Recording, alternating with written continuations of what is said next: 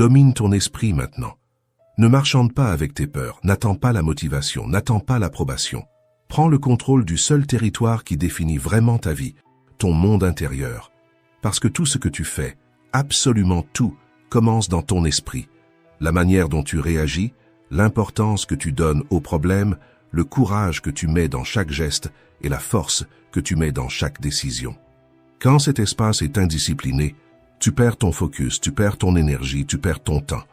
N'importe quoi t'atteint, n'importe qui te déstabilise, n'importe quel défi t'abat, et ça ne peut plus continuer. Connais ton territoire intérieur, entre dedans avec assurance. Si tu ne comprends pas ce qui se passe en toi, tu vas répéter d'anciens schémas, tomber dans les mêmes pièges, te saboter sans t'en rendre compte. Ce que tu tolères dans ton esprit, tu le vivras dans ta vie. Les stoïciens ont découvert la vérité la plus dure et la plus libératrice en même temps. Le monde extérieur ne t'obéit pas, mais ton esprit, lui, t'obéit. Et c'est ça qui change tout. Marc Aurèle commandait des armées, des crises, des décisions qui touchaient des continents entiers. Mais malgré tout, il a écrit la phrase qui résume le secret du pouvoir. « Si je ne me gouverne pas moi-même, rien d'autre ne reste en ordre. » Alors décide maintenant.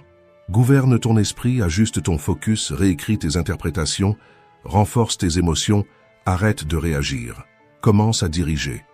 Cette vidéo va te transmettre des stratégies stoïciennes pour créer de la clarté, construire une force intérieure, maîtriser tes réactions et transformer l'environnement autour de toi sans dépendre de personne. Parce qu'il n'existe qu'un seul pouvoir qui survivra à n'importe quelle crise, n'importe quelle perte, n'importe quel changement, le pouvoir de te gouverner toi-même. Et quand tu te gouvernes vraiment, tout change de place, tes limites, tes relations, tes opportunités, ta manière d'affronter la vie. Avant de commencer, je vais juste te demander 2 choses simples. Aime cette vidéo et partage-la. Comme ça, ce contenu arrive à ceux qui ont besoin qu'on leur rappelle leur force. Maintenant oui, allons aux 9 stratégies stoïciennes qui vont élever ton esprit à un autre niveau. Stratégie 1. Assume ta propre voix. Il arrive un moment dans la vie où tu dois décider qui est vraiment aux commandes, toi ou le monde autour de toi. Et pour les stoïciens, cette décision commençait toujours au même endroit, dans ce positionnement intérieur, sur cette ligne invisible où tu déclares pour toi-même que plus personne n'a d'autorité sur ton esprit. Il savait s'imposer sans hausser le ton, sans discuter, sans chercher à prouver quoi que ce soit à qui que ce soit. Il se positionnait parce qu'il connaissait leurs capacités, comprenait leurs forces et avait pleinement conscience qu'aucune circonstance extérieure n'avait le pouvoir de commander leur propre réaction. Pense à Épictète. Né esclave, humilié, frappé, il a entendu des insultes que beaucoup ne supporteraient pas. Et pourtant, quand son agresseur a essayé de lui briser la jambe, il a dit « Tu peux attacher ma jambe, mais même Zeus n'a pas le pouvoir de briser ma liberté de choisir. » Cette phrase, ce n'est pas de la jolie philosophie, c'est une vérité dure sur la vie. Rien de ce qui t'arrive n'a le pouvoir de briser ta liberté de choisir. Aucune provocation, aucune critique, aucun problème inattendu, aucune difficulté que la vie met sur ton chemin. Même quand tout semble hors de contrôle, il reste un point qui demeure entre tes mains, la manière dont tu réagis. Et c'est là que naît ton pouvoir, c'est là que tu te positionnes, c'est là que tu t'imposes. N'abandonne pas ce droit parce que quelqu'un t'a coupé la route, parce que quelqu'un t'a parlé trop fort, parce que quelqu'un a rabaissé ton avis pendant une réunion. N'abandonne pas ton pouvoir parce que quelqu'un a essayé de te déstabiliser. Respire, observe et déclare à l'intérieur, avec une fermeté silencieuse, « Je maîtrise mon esprit, je maîtrise mes réactions. » Quand tu fais ça, n'importe quel problème perd la moitié de sa force. La situation cesse de paraître gigantesque, elle cesse de t'entraîner, elle cesse de te contrôler. Elle redevient simplement ce qu'elle est réellement, un événement, pas une sentence. Les stoïciens n'avaient aucun contrôle sur ce qui pouvait arriver, mais ils maîtrisaient entièrement ce qui se passait en eux, et c'est pour ça qu'ils maîtrisaient leur destin. Se positionner, ce n'est pas être dur ou inflexible, c'est savoir qu'il existe une limite que personne ne traverse, la limite de ton domaine intérieur. Et la partie la plus importante, c'est que ce pouvoir n'est ni un talent, ni une question de génétique, ni une question de chance. C'est un entraînement mental, et il est disponible pour toi à partir de maintenant. Stratégie 2. Rien ne mérite de te dominer. Sénèque disait « Présente-moi un homme qui ne soit pas esclave ». Puis il ajoutait « Certains le sont du tabac, d'autres du sexe, d'autres de l'argent, beaucoup de la paresse, et presque tous de la peur. » Et pour lui, il n'existait pas de servitude plus honteuse que celle qui naît à l'intérieur de nous. Des choix que nous répétons sans nous en rendre compte, des habitudes que nous acceptons sans les questionner. C'est la partie la plus dure de sa phrase, l'esclavage intérieur. Le type d'emprisonnement que personne ne voit mais qui te consume en silence. Parce que tout ce dont tu ne parviens pas à t'éloigner, tout ce que tu n'arrives pas à réduire, à interrompre ou à contrôler, te domine. Tu crois être aux commandes, mais tu es entraîné par des impulsions que tu n'as pas choisies consciemment. Et c'est ici que vient la partie que presque personne n'aime entendre. Aucune évolution morale, émotionnelle, physique ou financière n'arrive sans un choc de conscience. Un moment où tu te regardes honnêtement et tu réalises que quelque chose est en train de t'enlever ta liberté, de drainer ton énergie, de voler ta clarté. Les stoïciens ne disaient pas cela pour humilier ou punir. Ils le disaient pour réveiller, pour rappeler que l'être humain a un potentiel immense, mais que ce potentiel s'évapore dès que tu te rends aux petites exceptions. Parce que c'est ainsi que commence l'esclavage moderne. Ce n'est pas avec de grandes chutes, c'est avec ces petits « juste pour aujourd'hui, ce n'est pas grave, personne ne le saura ». Chaque minime déviation paraît innocente jusqu'à ce qu'elle devienne une chaîne, une dépendance, une fuite, une prison. Et chaque fois que tu cèdes à l'impulsion la plus facile, la nourriture que tu avais promis d'éviter, la distraction qui paralyse ton attention, l'habitude que tu avais juré d'abandonner, tu ne fais pas que répéter un comportement, tu remets une partie de ton pouvoir. C'est ainsi que nous perdons l'autocontrôle, grain après grain.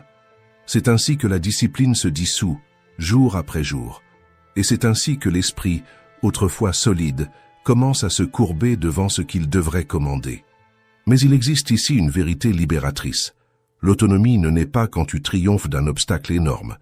Elle naît quand tu refuses ce qui t'enchaîne de l'intérieur, une fois, 2 fois, 10 fois, jusqu'à ce que la chaîne finisse par rouiller. Les stoïciens y croyaient profondément. Il n'existe pas de grandeur sans liberté, et il n'existe pas de liberté sans domination intérieure. Et cette domination commence maintenant, lorsque tu regardes honnêtement tes propres dépendances et que tu dis « Rien ne me gouverne, rien n'a plus de pouvoir sur moi que moi-même ». C'est cette déclaration qui change tout. C'est le véritable début de ton pouvoir mental. C'est le commencement de la vie que tu es en train d'essayer de construire. Stratégie 3. Mets tes valeurs sur le papier. Avant de gagner en force dans le monde, tu dois d'abord gagner en clarté à l'intérieur de toi. Et les stoïciens savaient très bien cela.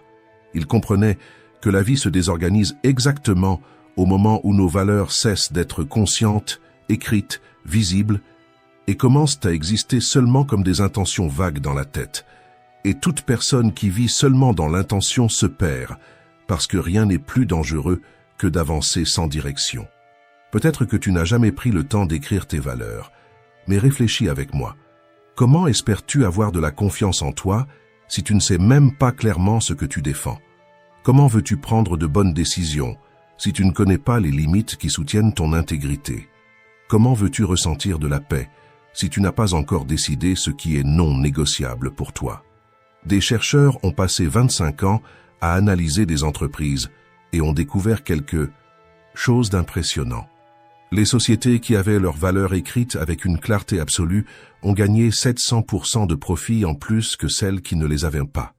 700%, non pas parce qu'elles étaient plus intelligentes, mais parce qu'elles avaient un cap. Avoir ces valeurs écrites, c'est comme allumer une lumière dans une pièce sombre, tu arrêtes de trébucher. Et dans la vie personnelle, c'est pareil. Notre esprit fonctionne de la même manière. Ce qui est clair à l'intérieur se reflète toujours dans ce que nous créons à l'extérieur. Et c'est ici que commence le vrai défi. Quelles sont les valeurs qui soutiennent la personne que tu essaies de devenir? Qu'est-ce que tu défends quand personne n'applaudit? Qu'est-ce que tu protèges quand personne ne te regarde? Qu'est-ce que tu ne négocierais jamais, même si cela te coûtait du confort, du temps, de l'énergie ou ta réputation? Tu valorises ta famille, ta foi, ta santé, ta discipline, ta liberté, la vérité, la compassion, le courage, la responsabilité. Écris-les. Oui, écris-les parce que l'esprit oublie, Mais le papier ne trahit jamais. Quand tu poses ces valeurs devant toi, quelque chose change à l'intérieur, comme si, soudain, une ligne intérieure devenait inviolable. Et comprends bien, ce ne sont pas tes discours qui révèlent tes valeurs, ce sont tes actions. Ce n'est pas ce que tu dis valoriser, c'est ce que tu fais quand tu es fatigué, irrité, inquiet ou sous pression. C'est dans ces moments-là que ton âme se montre, c'est là que ton caractère parle plus fort que tout. Écrire tes valeurs est un serment, un engagement silencieux que tu fais avec ta meilleure version. Et plus tu vis aligné avec ces valeurs, plus tu ressens de légèreté, plus tu construis de cohérence, plus tu gagnes en confiance parce que rien n'apporte plus de paix que de savoir que ta vie a un principe, une direction et une vérité. Alors fais-le aujourd'hui. Écris, déclare sur le papier ce qui te soutient, et chaque fois que la vie te mettra à l'épreuve, reviens à cette feuille et rappelle-toi, celui qui a ses valeurs écrites ne se perd jamais. Stratégie 4. Nettoie ton esprit. L'esprit sale, chargé, trop occupé, c'est comme une petite pièce où tu essaies de vivre au milieu du chaos. Rien ne circule, rien ne s'aligne, rien ne respire. Les stoïciens disaient qu'un esprit trop rempli perd de la force, perd de la clarté, perd de la direction. Et c'est pour ça qu'ils pratiquaient une habitude qui semble simple, mais qui change absolument tout. Nettoyer l'esprit chaque jour, comme quelqu'un qui enlève le surplus pour voir l'essentiel. Marc Aurèle faisait ça en écrivant, Sénèque faisait ça en réfléchissant, Épictète faisait ça en questionnant ses propres pensées avant d'y croire. Chacun avait sa méthode, mais tous avaient le même objectif, ne pas porter un poids qui n'avait pas besoin d'être porté. Toi aussi, tu portes trop de choses. Tu portes des conversations anciennes, des inquiétudes qui ne sont même pas les tiennes, des peurs qui ne se sont jamais confirmées, des attentes qui te mettent la pression, des pensées recyclées qui tournent dans ta tête comme une machine qui ne s'arrête jamais. Et plus tu portes de choses, moins il reste d'espace pour ce qui compte vraiment. L'esprit n'a pas été fait pour vivre rempli à ras-bord, il a été fait pour fonctionner avec de l'espace, pour penser avec clarté, pour ressentir avec conscience, pour décider avec calme. Et c'est pour ça que nettoyer ton esprit est un acte de protection, pas de faiblesse. Pense à ton esprit comme à un bureau de travail. S'il est couvert de papier, d'objets, de déchets, de miettes, de restes d'hier, tu n'arrives pas à travailler correctement. Tout devient distraction, tout te gêne. Mais quand tu nettoies ce bureau, quand tu organises l'espace, le simple fait de le regarder t'apporte déjà de la tranquillité, du focus et de la présence. Pour l'esprit, c'est pareil. Un esprit propre réagit mieux, ressent moins, souffre moins, choisit plus. Tu commences à différencier ce qui est réel de ce qui est inventé par ton anxiété, ce qui est urgent de ce qui n'est que du bruit, ce qui t'appartient de ce qui n'est que projection des autres. Et nettoyer ton esprit, ce n'est pas effacer les problèmes, ce n'est pas faire semblant que rien n'existe, c'est choisir consciemment ce qui mérite de rester, c'est dire « ça, je l'affronte, ça, je le lâche, ça, je refuse de le porter ». C'est ici que tu reprends le contrôle, c'est ici que tu récupères ton énergie, c'est ici que tu redeviens toi. Alors fais comme les stoïciens. Arrête-toi quelques minutes par jour et observe tes pensées comme on observe le ciel. Certaines sont des nuages qui passent, d'autres sont des tempêtes que tu crées sans t'en rendre compte, d'autres ne sont que de la poussière soulevée par quelqu'un qui a croisé ton chemin. Laisse partir ce qui doit partir. Écris ce qui t'alourdit. Remets en question ce qui te fait peur. Respire avant de croire à la première histoire que ton esprit invente. Nettoyer ton esprit est un acte spirituel, philosophique et profondément pratique. C'est ce qui redonne de la légèreté à ce qui était lourd et du silence à ce qui te criait à l'intérieur.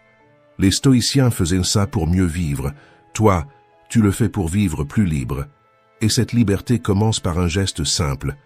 Enlever le surplus pour laisser apparaître l'essentiel. Stratégie 5. Décide jusqu'où tu vas. À un certain moment de ta vie, tu dois décider jusqu'où tu vas pour toi et jusqu'où tu ne vas plus pour personne. Parce que, quand tu ne définis pas tes limites, le monde les définit à ta place, et presque toujours de la pire manière. Les gens poussent, testent, franchissent des frontières invisibles, et avant même que tu t'en rendes compte, ce qui n'était qu'une petite intrusion devient un territoire entier envahi. Tes émotions, ton esprit, ton énergie, ta paix. Les limites ne sont pas des murs pour éloigner les autres. Les limites sont des portes pour protéger ce que tu ne peux pas perdre, ta clarté, ta dignité, ta force intérieure. Et si tu ne décides pas ce qui est acceptable et ce qui dépasse la ligne, quelqu'un finira inévitablement par décider à ta place. La vérité est simple et inconfortable. Tout ce que tu tolères devient une norme. Tout ce que tu acceptes en silence devient une routine. Tout ce que tu permets une fois se répète 10 fois.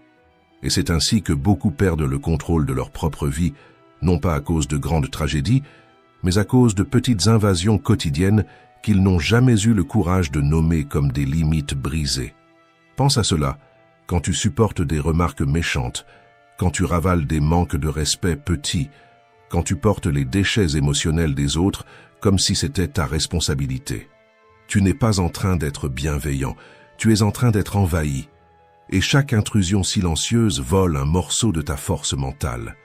Dominer ton esprit, ce n'est pas seulement penser avec clarté, c'est savoir où tu finis et où l'autre commence. C'est reconnaître qu'il existe une ligne sacrée en toi que personne ne traverse.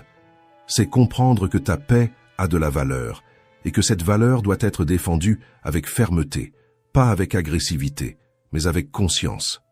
Définir des limites est un acte profond de soin de soi et de maturité émotionnelle. C'est regarder une situation et dire, avec calme et assurance, « Cela, je le reçois. Cela, je ne le reçois pas. Cela, j'accepte. Cela, je n'accepte pas. » Pas par orgueil, pas par affrontement, mais parce que tu as enfin compris que ton esprit n'est pas un territoire ouvert. C'est un espace qui a besoin d'ordre, de respect et de protection. Et quand tu définis tes limites avec clarté, quelque chose de puissant se produit, les envahisseurs reculent, les problèmes diminuent, les bruits perdent de leur force. Et, pour la première fois, tu ressens le poids de la liberté intérieure, cette sensation que ta vie est revenue entre tes mains. Les stoïciens le savaient, ils ne contrôlaient pas le monde, mais ils contrôlaient qui pouvait entrer dans leur monde intérieur. Et c'est pour cela qu'ils étaient inébranlables. La limite que tu définis aujourd'hui est la force que tu ressentiras demain. Et personne ne peut le faire à ta place. La ligne est à toi. Le choix est à toi. La protection aussi. Stratégie 6. Cesse de te punir. Pardonne-toi. Il existe une prison silencieuse que presque personne ne remarque qu'elle vit, la prison de ne pas se pardonner. Et tant que tu restes enfermé là-dedans, aucune réussite extérieure ne va te donner la paix. Aucun changement ne va te sembler suffisant et aucune évolution ne va vraiment se produire. La vérité, c'est que le pardon, surtout le pardon envers soi-même, est la seule chose capable de te libérer pour de bon. Quand tu ressens de la colère pour avoir laissé passer cette opportunité qui aurait pu changer ta vie, quand tu ressens de la honte pour les situations que tu as acceptées, pour les mots que tu as retenus, pour les fois où tu t'es rétréci pour ne déplaire à personne, quand tu ressens de la peine envers toi-même en te souvenant de la lâcheté, de l'hésitation, des choix qui, tu le sais, n'ont pas honoré la personne que tu voulais devenir. Ces sentiments portent des noms différents, mais l'effet est toujours le même. Ils te gardent prisonnière d'un passé qui n'existe plus. Les stoïciens comprenaient cela profondément. Ils savaient que rien ne se produit par hasard, que rien n'arrive contre toi, mais pour toi, pour façonner ton caractère, pour éveiller ta conscience, pour fortifier ton âme. C'est pour cela qu'ils ne gaspillaient pas de temps dans la colère, la culpabilité ou l'autopitié. Ils utilisèrent leur temps pour entraîner la maîtrise de soi. Parce que lorsque tu consacres ton énergie à gouverner ton esprit, tu comprends que ces émotions fortes ne servent pas à évoluer. Elles servent à te garder enfermé. C'est comme un filet de pêche. Chaque pensée négative ajoute un tour de plus. Chaque souvenir amer resserre le nœud, chaque regret tisse un nouveau fil. Et quand tu t'en rends compte, tu es complètement empêtré, essayant d'avancer, mais toujours en train de te tirer en arrière. Le pardon est la seule façon de déchirer ce filet. Pardonner ne signifie pas oublier, ni justifier, ni minimiser ce qui s'est passé. Cela signifie arrêter de porter sur tes épaules le poids de quelque chose qui appartient déjà au passé. Cela signifie regarder ton histoire avec maturité et dire « J'ai fait du mieux que je pouvais avec la conscience que j'avais. Et maintenant, je choisis d'avancer. » C'est le moment où tu recommences à respirer. C'est le moment où ta force revient. C'est le moment où tu te replaces comme protagoniste de ta propre vie. Parce que la culpabilité te paralyse, mais le pardon te rend le mouvement. La honte te diminue, mais le pardon te rend la dignité. La colère t'aveugle, mais le pardon te rend la clarté. Et comme les stoïciens le faisaient, tu peux toi aussi décider aujourd'hui que ton passé ne va pas commander ton présent. Te pardonner n'est pas un acte de faiblesse, c'est un acte de courage, le courage de te libérer. Stratégie 7. La bonne routine transforme n'importe qui. Et ce que presque personne ne remarque, c'est que ta vie n'est pas définie par les grands moments, mais par les petits gestes que tu répètes quand personne ne te regarde. Et quand tu n'as pas une routine claire, tu passes tes journées à réagir, à éteindre des feux, à courir derrière le temps, à essayer de retrouver une sensation de contrôle qui, au fond, n'arrive jamais. Les stoïciens avaient compris ça avec une lucidité impressionnante. Pour eux, une routine n'était pas de la monotonie, ce n'était pas de la rigidité. Ce n'était pas une prison, c'était une forme de liberté, parce qu'un esprit qui ne sait pas où il va devient esclave des distractions, des impulsions, des problèmes, et de tout ce qui se présente sur son chemin. Pense à Marc Aurèle. Même en étant empereur avec des guerres, des réunions, des pressions et des responsabilités inhumaines, il écrivait tous les jours, il réfléchissait, il organisait ses pensées, il se préparait à ce qui allait arriver, parce qu'il savait qu'une vie sans direction devient un bateau livré au vent.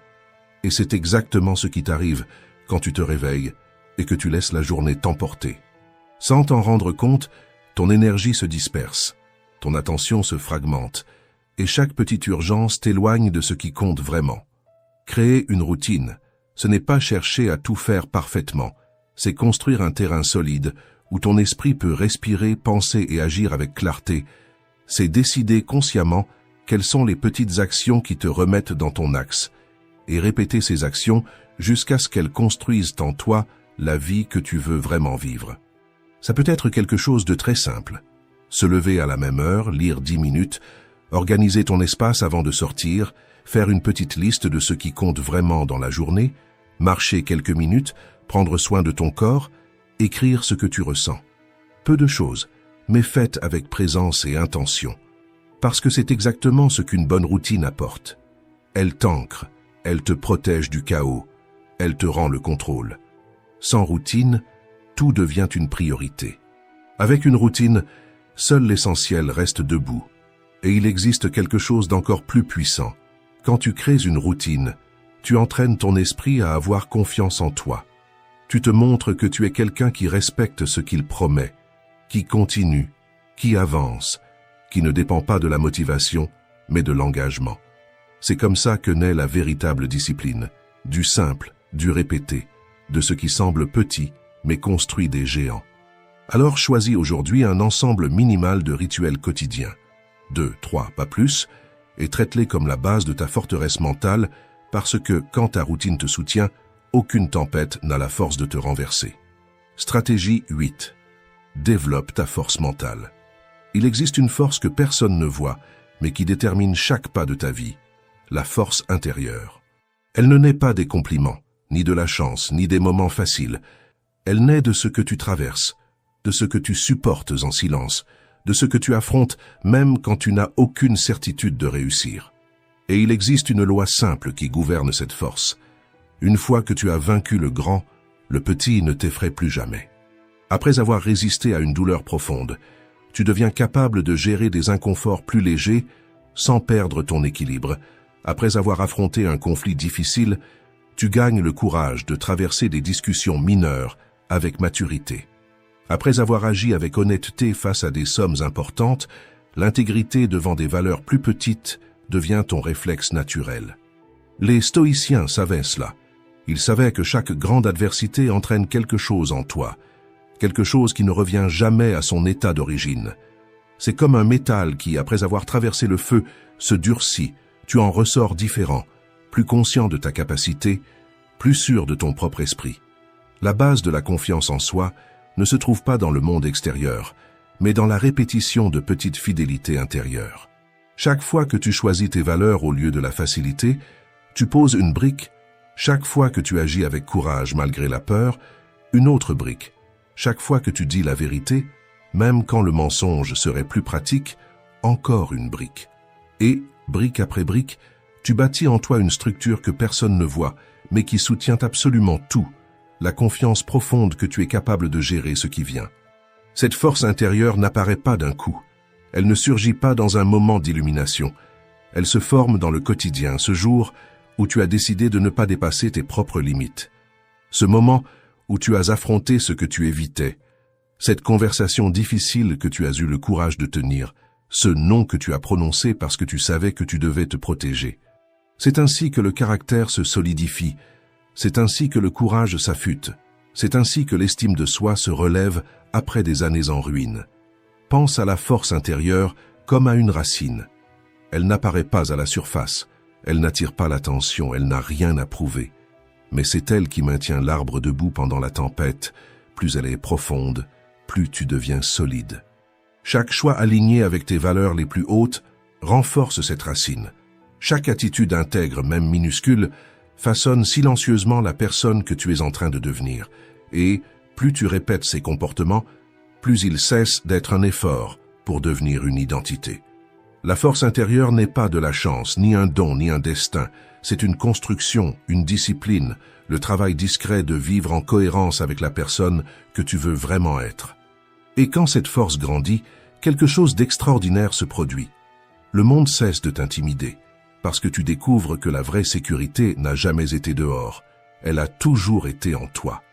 Stratégie 9. Ta pensée est l'origine de tout. Il existe quelque chose qui est en train de créer ta vie en ce moment même. Alors que tu écoutes cette vidéo, ce que tu penses quand personne ne te regarde, ce que tu te répètes en silence à propos de toi-même, de ton avenir, de ce que tu mérites ou ne mérites pas de vivre. Nous ne sommes pas ce que nous disons à voix haute, nous devenons ce que nous pensons de manière répétée. Chaque pensée insistante creuse un sillon dans l'esprit, et avec le temps, ce sillon devient un chemin, devient une habitude, devient une identité. Les stoïciens avaient compris cela bien avant la psychologie moderne. Pour eux, la pensée n'était pas seulement un commentaire intérieur, c'était un acte créatif, une force qui organise la manière dont tu regardes le monde et la manière dont tu te regardes à l'intérieur de ce monde. Pense-y de façon simple, si tu crois, au fond de toi, que tu es faible, tu vas agir comme quelqu'un de faible, tu vas reculer, tu vas te renfermer, tu vas dire « ce n'est pas pour moi » avant même d'essayer. Si tu crois que tu es capable, tu peux avoir peur, bien sûr, mais tu vas avancer malgré cette peur, et le monde ne répond pas à ce que tu souhaites, il répond à ce que tu fais. Tout ce que tu vis, les résultats que tu obtiens, le courage que tu ressens ou l'insécurité qui te paralyse, tout obéit à une loi qui ne se trompe jamais.